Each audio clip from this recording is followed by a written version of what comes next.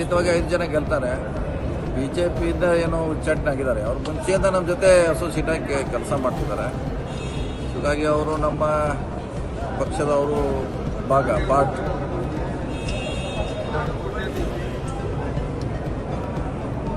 ಸುಮಾರು 2 ವರ್ಷದಿಂದ ನಮ್ಮ ಜೊತೆ ಇದ್ದಾರೆ. ಇವತ್ತು ಬಂದಿಲ್ಲ ಚುನಾವಣೆಗೋಸ್ಕರ. ಲಾಸ್ಟ್ 2 ಇಯರ್ದಿಂದ ನಮ್ಮ ಪಕ್ಷ ಐಡಿಯಾಲಜಿ ಒಪ್ಕೊಂಡವ್ರು ನಮ್ಮ ಜೊತೆ ಇದ್ದಾರೆ. ಇವತ್ತು ಬಂದಿಲ್ಲ ಅವರು. ಸುಮಾರು 2 ವರ್ಷದಿಂದ ಸುಮಾರು ಕಾರ್ಯಕ್ರಮ ಭಾಗವಹಿಸಿದ್ದಾರೆ. ನಮ್ಮ CLPಯಲ್ಲಿ ಭಾಗವಹಿಸಿದ್ದಾರೆ. ಸುಮಾರು ಕಾರ್ಯಕ್ರಮ ಭಾಗವಹಿಸಿದ್ದಾರೆ.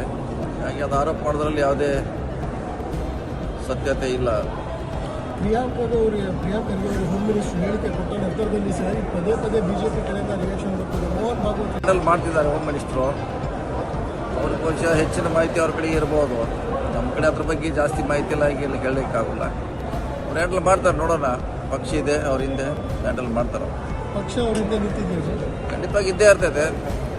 ಖಂಡಿತವಾಗಿ ಅವ್ರ ಜೊತೆ ಪಕ್ಷ ಇದ್ದೇ ಇರ್ತೈತೆ. ನೋಡೋಣ. ಅವ್ರು ಏನೋ ಕೇಳಿದ್ದಾರೆ, ಅವ್ರು ಏನು ಕೊಡ್ತಾರೆ, ಕಾನೂನಲ್ಲಿ ಏನು ಅವಕಾಶ ಇದೆ, ಕಾದು ನೋಡೋಣ.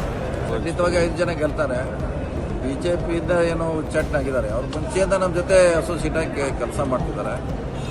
ಹೀಗಾಗಿ ಅವರು ನಮ್ಮ ಪಕ್ಷದವರು ಪಾರ್ಟ್.